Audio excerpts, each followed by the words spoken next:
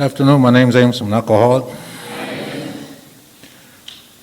It's a great honor for somebody to ask me to speak on AA's 70th birthday, and for for somebody to even ask me that just blew me away. I've owed my life as it is today to the program Alcoholics Anonymous. It's changed the way a person completely from being, I used to say I hated white people. Then I thought about it, and I hated about everybody, equally. And I wasn't prejudiced. I just hated everybody, and I didn't like the situation I grew up in. A lot of things happened that before I was born that shaped my life, and I was brought into that world. And I always said, if you was the way, in my situation and had to face the things I faced, you'd be an alcoholic too. But I came to Las Vegas with that attitude. I was forever a victim, and I could always put it off saying, "Well, I'm an Indian." If you was Indian like me, then all that stuff you could understand. I drank, and I was 2 years dry when I got here, and I ended up in this. I was kind of lost. This Thai club used to have two buildings, and in the back was this dilapidated part of Thai club, and there was some old benches, old couches that were real sunk down and all smoky, and all the old farts in there always looked like they were fighting, ready to fight, and arguing. And I had this friend that took me to that meeting, and George was part of that group, they started taking this victim stuff right out of me. I always explain, well, there's 10 of us in my family, and 9 are alcoholic. The one that didn't drink should be drinking, and they'd say, well, what about the one that didn't drink? Did she ever go to jail? And I said, no. In fact, I said, she finished college and she's working for IBM. So she's never drank and she's never gone to jail. Never done the stuff you've done. I said, nope. They said, well, then not all Indians are alcoholics, And then they said, Amos, what? You're dying from alcoholism. You're not dying from Indianism, And they started taking the victimization out of me, and I didn't like that. I get a lot of mileage out of being a victim. I could get away with stuff. But what these guys done is they started just making me a little bit more honest, making me a little bit more responsible for my actions, a little bit more responsible for going to work on time. Doing the things I got to do, like pay my rent, and I'd come in with all kinds of stories, and they'd laugh and say, you know what, Amos, you could tell it to somebody else, but you ain't going to tell that to us. We know you too good. So that started to change in me. I was full of fear. I was full of hatred. I was full of anger, and I was, scared most of the time of things I couldn't do anything about. What these guys done to me is that they introduced me to the program Alcoholics Anonymous and started doing the steps, and they started the process of learning there's a higher power in my life, and that if I learn to do the right things and learn to trust in Him, things will work out. And then it's been a long process. I've learned how to get a life as a result of these guys. My life was beer joints and back alleys and blood banks and day labor and jail and anything between that, And through these guys, they started the process of making me a more responsible person, not necessarily a better person, that comes with time. Now I'll kind of give you where I came from. I came from the Pine Ridge Indian Reservation. It's in the southwest corner of South Dakota. And growing up there, I didn't know it was such a horrible place because it was just normal. Everybody drank on any weekend. You know, it was not safe to be around my house or anywhere near the vicinity. You know, I'm the sixth brother. There's 5 older brothers than me, and they're all bigger than me and meaner. And you know, because I learned how to run quickly. You know, when I was a kid, I learned how to hide and I learned to duck. You know? And one of my brother's biggest recreation was cleaning out a bar on the weekend. You know, that's what he liked to do for fun. You know, and my dad was alcoholic. My mom. The only one that didn't drink that I know was my sister and my grandma. And my grandma was one of probably the cornerstones of my life. You know, we didn't know how old grandma was. You'd say, "Grandma, how old are you?" She'd say, 89. She was 89 for about 20 years, so you know, we didn't know how old she was. But she could tell you back before the white guys came to our part of the country. You know, and she could talk all day long. She'd talk in her, we call it Sioux. It's Lakota, you know, the language. So I didn't talk English till I went to school. And I thought, you know, and she'd tell us all kinds of stories, you know, and I respected Grandma because she had a cane, and, you know, and he didn't listen to Grandma. She'd lay it on side of you, you know, on side of your head. You know, there were 10 of us in my family, so my mom didn't know counseling or any of that kind of stuff. Either you did it, or you was on the ground, you know.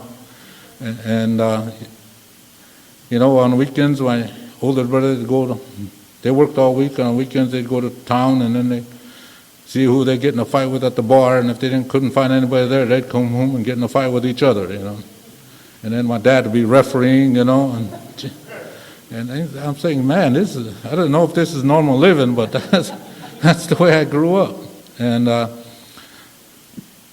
you know, it was okay. I don't know if it was okay or not, but I was the U.S. government formed this branch of government called the Bureau of Indian Affairs, and their job was to make us white guys, to assimilate us into society. And in the BIA, we call it Boss Indians Around, you know, and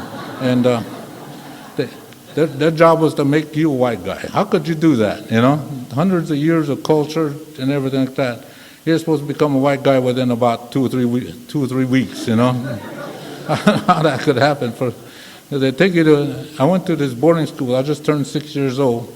And they said, okay, first of all, they lined us up just like a boot camp.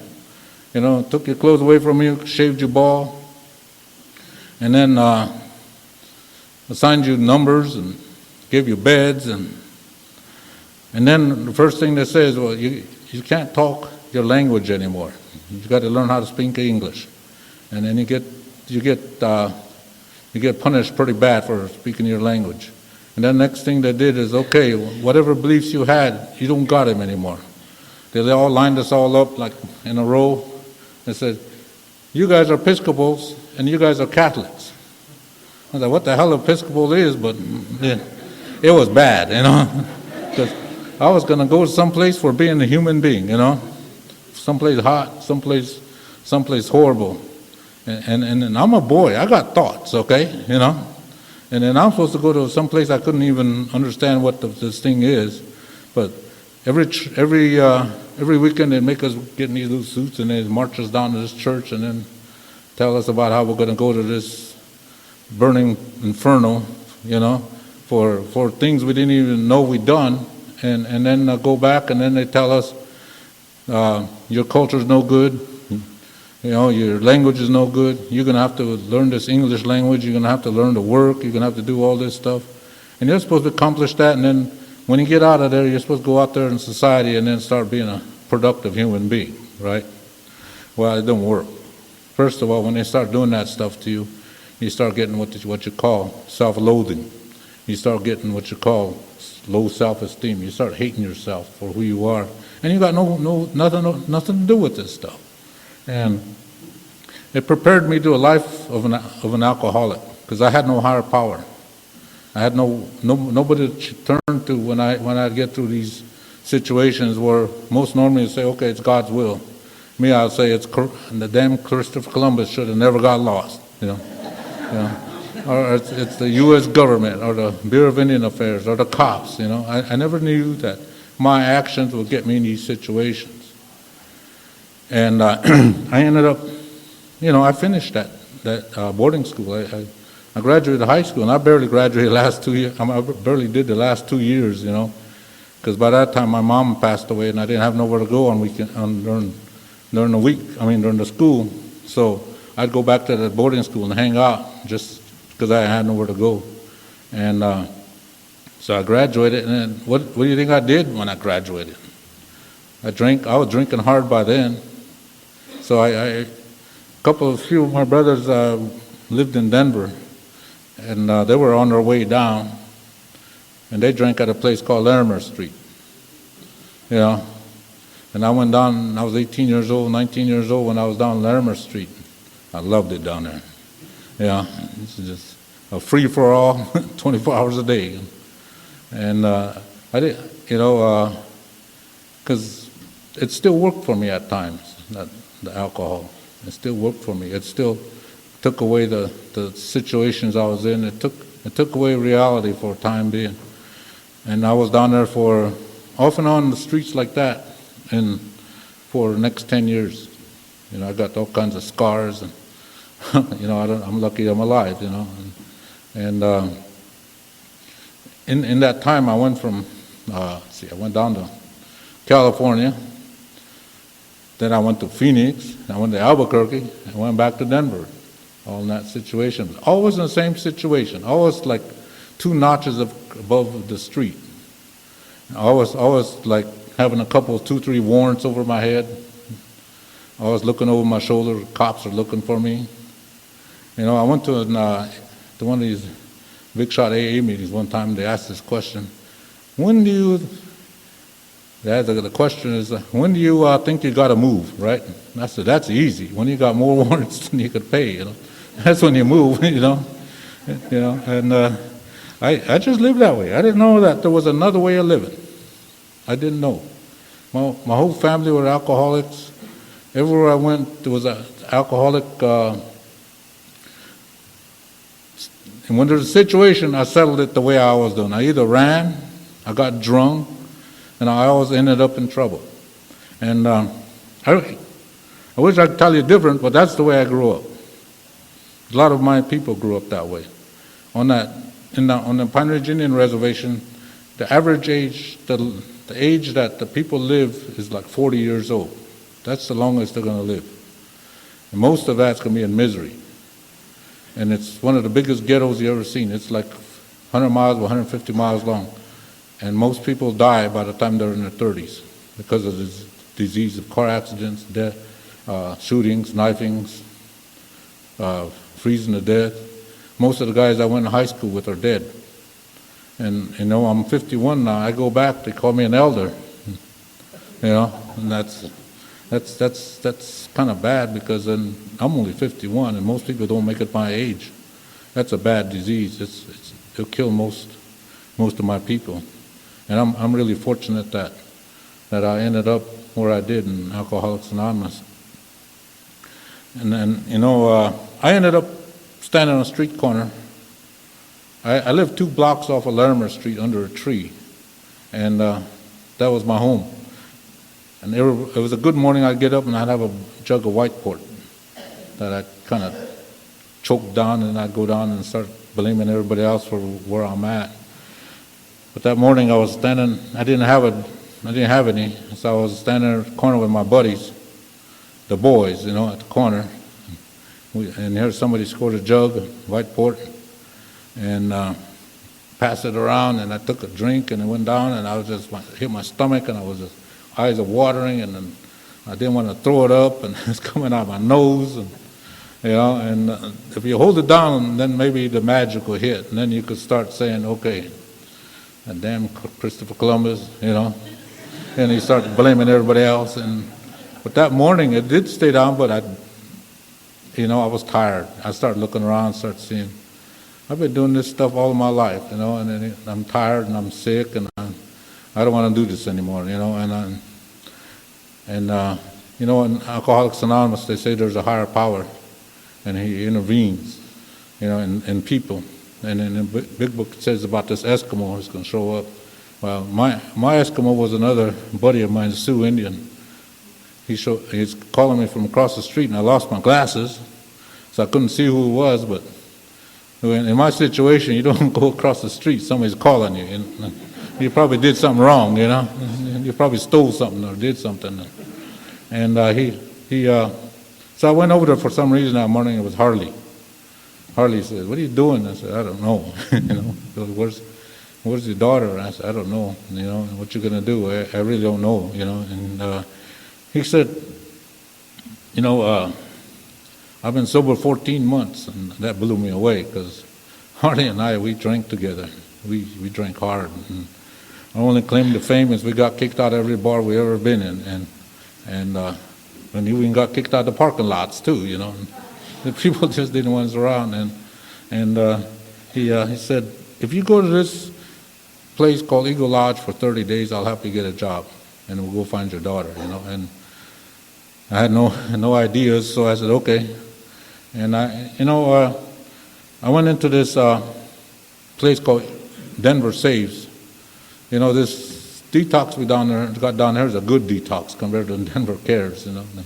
It's a room, a big old warehouse, converted warehouse. They have cots lined up just like a warehouse, and they have people in there. They just house you men and women together, and you go in there and they detox, they take your clothes away, give you a shower, delouse you, and then they give you these pajamas on. And then you go over there and you detox, however long it takes. And they have doctors and nurses and stuff available to, help you out, get through that. And and I was, every time I bent over, man, it was bad. I drank for about a year straight that time, and I went in there and I was sick. I just couldn't hardly move, and I was there about 3 days when the other thing that happened in my life is that the other part of Alcoholics Anonymous came is I was laying there and I was looking around and I said, "What are you doing here? I thought you started out to do better than this." And then it hit me that, you know what, Amos, you drink too much. When you drink, you don't care. You don't really give a shit. And you go to the end of the earth to get another one.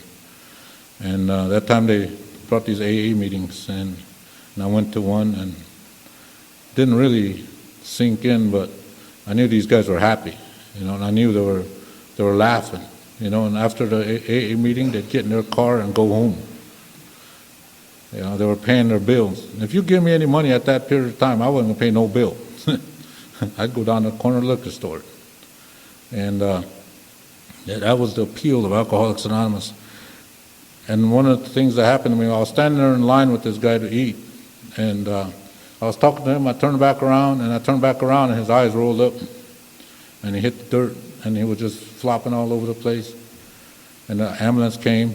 They took him away, and then when they brought him back, he couldn't talk.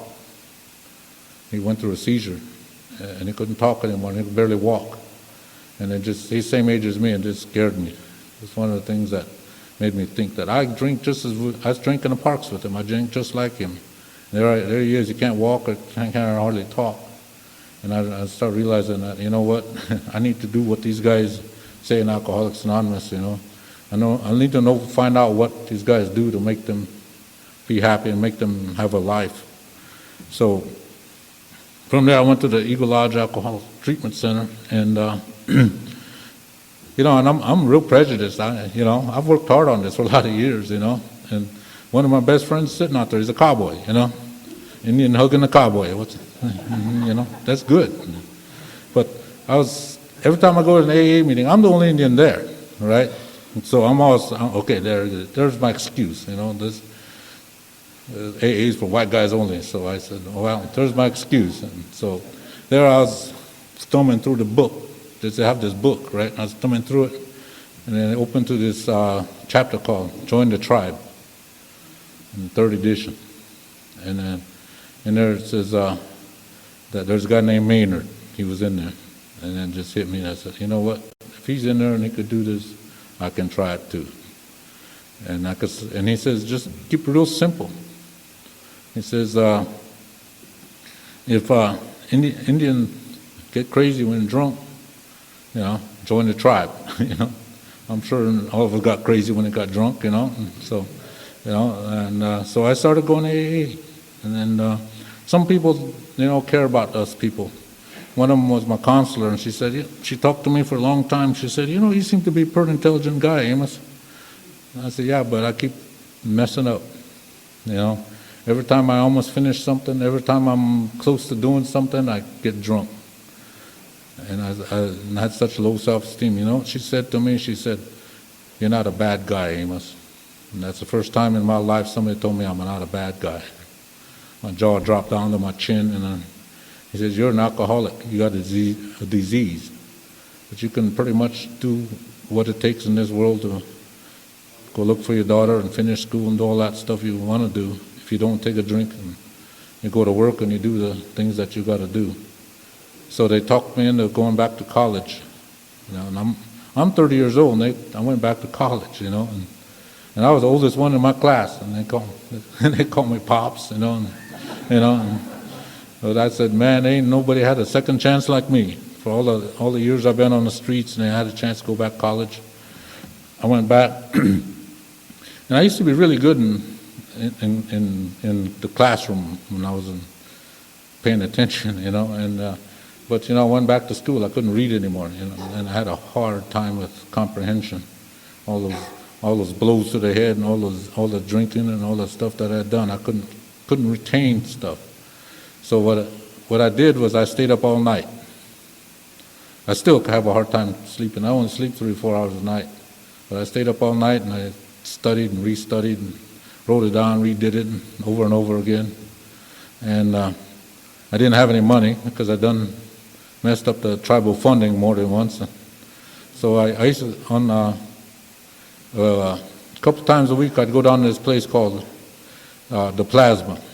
So my first semester, when I went back to school, I sold my plasma twice a week. I get my shampoo, my toothbrush, and all that stuff. But towards the end of the first semester, I started comprehending a little bit. But then the grades came out, and I made the president's list. I was staying up all night, and then they did a couple more times, and when I was ready to graduate, this is how I ended up in Vegas. I applied to these companies like IBM and all these other fancy companies, and they'd look at my resume and then call up and look at my jail record, and they'd say, okay, thanks for your interest, and then they kind of forget about me, And I must have put out over 100 applications, and I got turned down every time. And I was ready to go back to Denver, and I know I could work on TVs. And I went back to school for electronics technician, and just before I was going to go back, my instructor said, there's somebody coming from Vegas, and I want you to go talk to him for me. And I said, well, he really treated me good, this instructor, and he treated me like a human being, so I thought, well, okay, I'll just do it for him, And I was just going to go with just a regular T-shirt and stuff on, that's how I dress normally. And they said, no, Amos, and my roommates got together and put a suit together for me. I guess that's the first time I wore a suit in most of my life. And I went to the interview, and they had a big old long line of people. These guys are all Air Force vets and you name it. And I was like the second guy there because I'd never hardly sleep. Those sprinklers come on early. You're living in the parks, and that's how I was like the second guy there, And so this guy went, and then I went. And then he looked at my stuff, and he started looking at it, and he says, I see you've been around a lot. And I said, I raised my hand. I said, you know what? Well, I need to get this over with. I know I ain't going to pass this interview anyway. So I told him I'm an alcoholic. You know what? I'm an alcoholic. And he looked at me for a while, and then he said, what made you stop? And I said, well, I'm not getting any younger. I'm almost 30 years old, and I'm never going to get any better. And he said, okay. So how long has it been? Almost a couple of years now. And he said, okay. And then he started asking me for the technical questions, and I passed them. And then he said, okay, thanks. So I went out of there and I said, no, I ain't going to get this. And just like 2 months before I graduated, so I was making plans going back up to Denver. And here, 4 days later, this guy called back and wanted more information on me. He said, I'm going to send you a pack to fill out so we can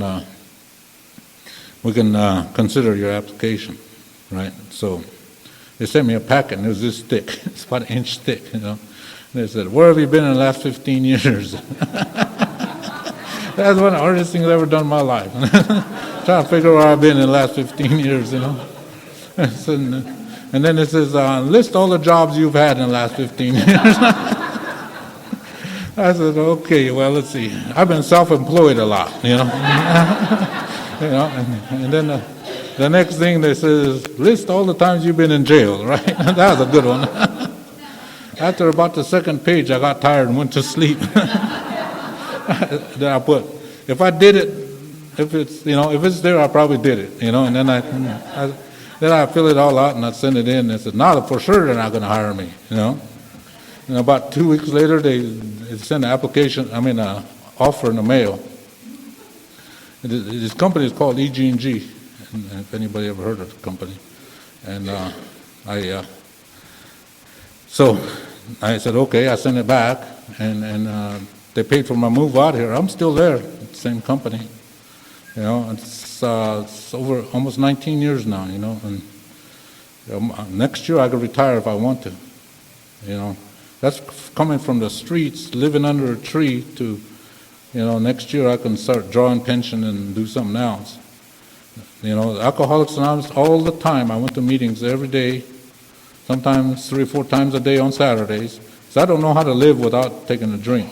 And these guys taught me how to go through situations without taking a drink, how to face life without getting too stressed out, how to not get in physical confrontations. That was my answer, and how to pay my bills.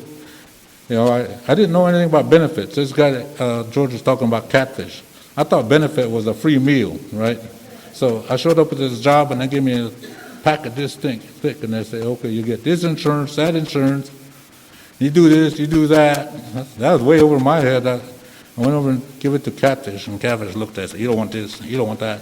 He's throwing all this stuff out, and so you got to save 16%, or $16, I don't know which one, but he's sign it down.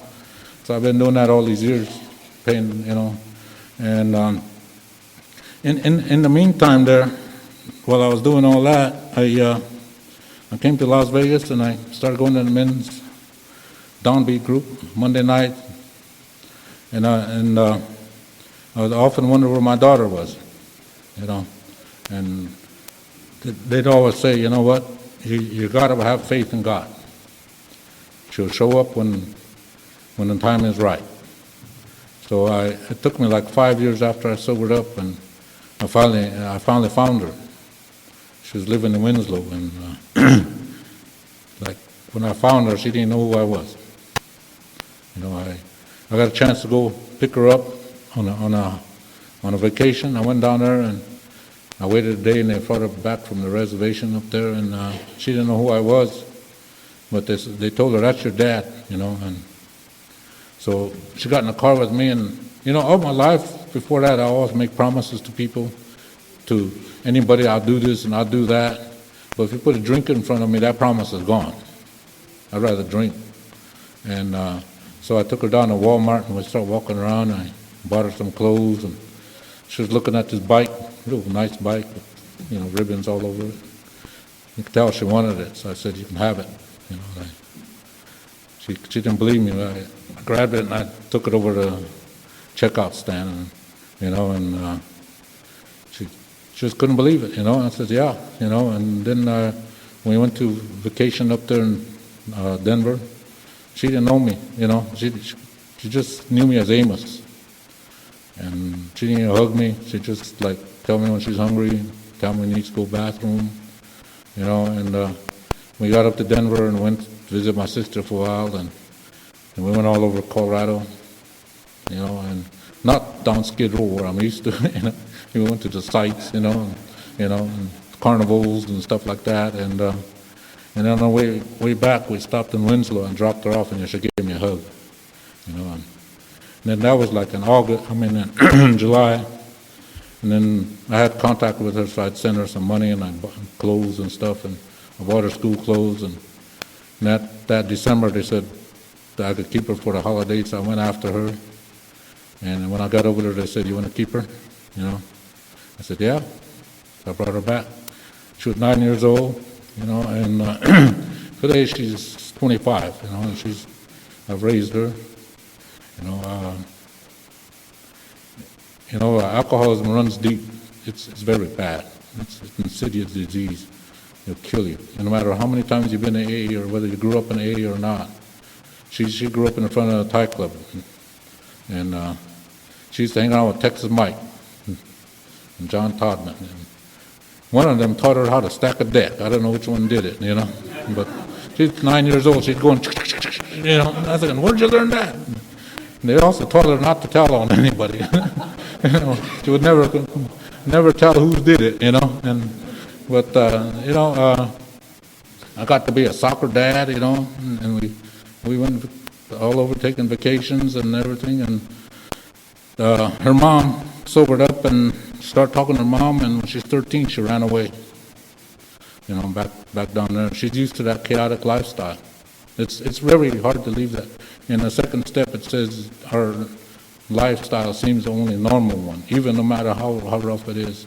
And she went back, and about a year or so later, I moved to Wyoming, one of my good ideas, and she came to live with me, and I found out she was pregnant. She was 14, and she had a baby when she was 15. That's Lucas, and then I had, what am I going to do? Put the baby back, and I started raising him, and taking care of him. And then a couple of years later, she took off again, and then a while later she came back. She had a little girl. That's Leah. She's 7. They live with me yet, And I have a good time with them guys, I must be the same age as them mentally, because I sure have a good time. We go fishing together, we just have a good time, and that's what it's about, and having time and being able to laugh, being able to cry, being able to live life to the fullest. And, a 4.5 years ago, she came back, and she didn't say nothing. She just came back. I was just happy to have her back, and she didn't say nothing. She just started going to AA. She's been AA a lot of times, and she went and got working on her GED, and she started gaining a little weight, and how are you going to tell your daughter she's gaining weight, So I said, "You know what, I got this corporate gym membership." Go over there. She didn't say nothing.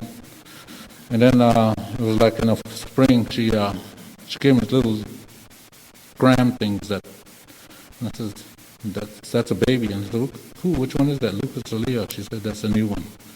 She was pregnant again, didn't tell me. And the little baby was born May 31st, 4 years ago. And the dad didn't even show up. Dad didn't even try to show up.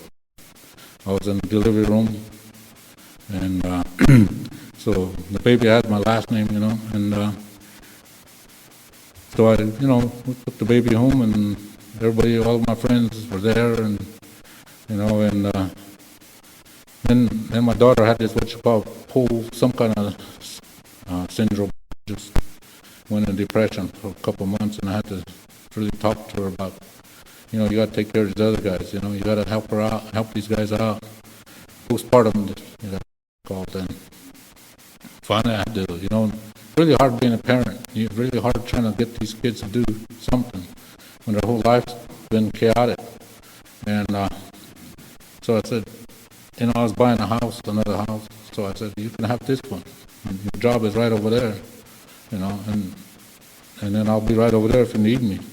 She didn't want to live alone. She said, "I'm going to go to Albuquerque, and I'm going to go to school over there." So much as I hated to, my sponsor said she's an adult now, you got to take her, So I took her down there, and he came from South Dakota to be with me at that time. And then, so I left her in Albuquerque, and then And then I had a tough time coming back, and this was like Labor Day, and she was up there a couple of months, and I got a call on November 1st that the little baby passed away with, what do you call them, SIDS, and that was tough. I'm telling you, I went through like depression for over almost 3 years, because of the guilt feelings of taking her down there. But you know what, I went to AA every day. I went to work with sponsees. I did all the stuff that AA taught me to do, that I could walk through this. And, I finally was able to start talking about it last year. It took me over 3 years. And I didn't have to drink over it, because AA says you don't have to drink over anything. Job, no job, wife, no wife, debts, anything like that. You don't have to drink over it. Because taking a drink is never going to bring anybody back. Taking a drink is never going to make the situation any better. And so she finally came back last year. I had to kick her out because she couldn't stop drinking. And as little kids went back to their dad, I had to kick her out. I don't know where she went. It's tough. It's tough when you have to rely on God, but He's got more power than me. He's infinite, and His power is infinite, and I don't have any power. I just have to rely on Him. And He did His job, because I just go to AA, that's my job, and help a newcomer. Don't drink. And one morning she showed up at AA meeting. And that was a year ago. I think she's got a year's sobriety now, And and then, so we went after the little guys. They still remembered me, and they still hang around, I still hang around them. Today, after this meeting, I got to take them down to Arizona, because they're going to go visit their grandma on the other side for the summer. They're part Apache, so they got to go down to White River, Arizona. You know what? I can do that, because I can learn how to. The situation is different, and I can trust God today that everything's going to work out. I would never have been able to do that one time. So that's part of that. As far as my, in my job, I even got a white guy working for me now. Imagine that. And you know what? He loves me. Every time I'm gonna do something, boy, he runs all over trying to get it for me. One of the worst things is they're gonna take them away from me. Oh man, I've trained guys now, and it's okay today. I don't have the fantastic ups and fantastic downs. I'm kind of down in the middle with alcohol, with life in general. I know that no matter what happens, everything's going to be all right in the end. I didn't have that when I got here. I thought the world was going to end about 10 minutes ago, And I thought that way all the time. I got a whole bunch of friends today, and I've had friends for years. Back in the old days, I'd go through 3 sets of friends on one weekend. The only guys that never did kick me out were the cops. They'd say, "Come on in, Amos," And then when I went to treatment, I was the first one in my family to go to treatment, go to AA. And every time I'd go to this treatment place, and some family members would come and they have a picnic, on front, and everybody would be all lovey-dovey and stuff. And boy, I'd get mad because it never happened to me. My family came to borrow money. And then one of them would try to fight me if I didn't lend him money. This is in treatment, and I'm saying, man, there's no justice in this world, But you know what? They told me that no matter what, you gotta be sober, because you may be the only example of the big book anybody will ever see. The fantastic thing is, when my big brother Lester, the one that used to come to the treatment center, he died a couple of years ago. He was 5 years sober. And then I sobered up, and I was sitting there talking to my big brother. I was trying to explain to him how to find a higher power, trying to work on that, and he's looking at me funny, and he says, "Are you in AA?" And I said, "Yeah." And he says, "Me too," And I got 3 weeks on him, And he's 10 years older than me. My last drink was February 2nd, 1984. I'm going on my 22nd year now. You know, I haven't been in jail in that long, too. That's good, you know. That's the good part. And then a little bit later, my sister was looking and says, you know what, I got a year today. She's going to have 20 years this year. And then all the rest of them start coming in, my brothers and sisters and stuff, and they're all sober now. Most of them, a lot of them don't go to AA, but they're all sober. And, you know, when we get together, back in the old days, there'd be at least 2 or 3 cop cars, the ambulance, and, you know, the fire truck, and somebody'd always pass out with a cigarette or, you know, trying to cook and pass out, you know. And now, in March, we had a family get-together, and a pizza truck showed up with about 30 pizzas, you know. And we all laughed and had a good time. We're still friends. You know, in the old days, I didn't see a brother like 5 years, and I seen him, we got in a fight the same night. Something happened 10 years ago, 20 years ago when we was kids. I remember that, you know. And then we got into that over that, you know. Ain't all fun, you know, it ain't all paradise, but it's pretty close. It's pretty close for me. Alcoholics Anonymous has done stuff. It's transformed somebody that's hated everybody to where I'm accepting, and I still don't like a lot of people, but I could live with that, you know. And I'm become a productive member of Alcoholics Anonymous and society, you know.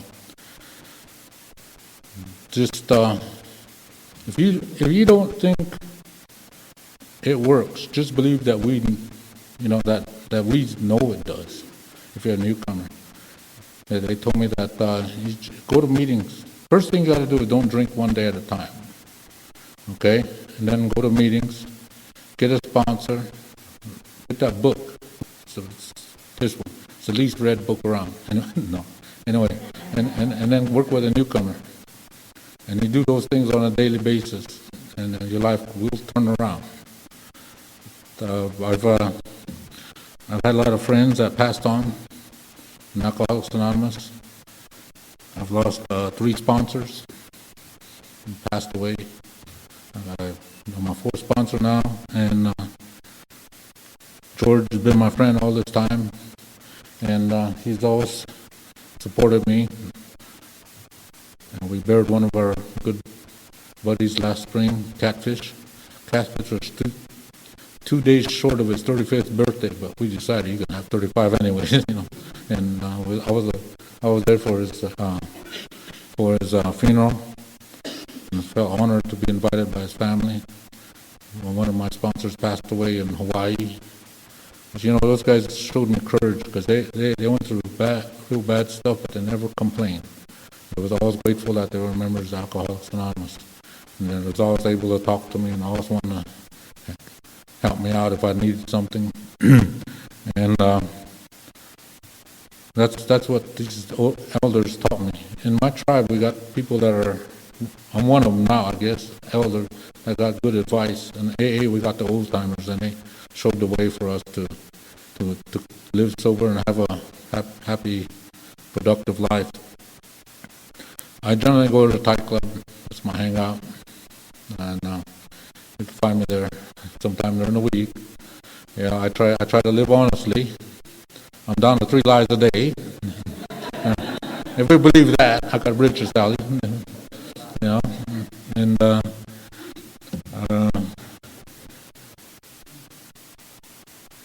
his AA's 70th birthday.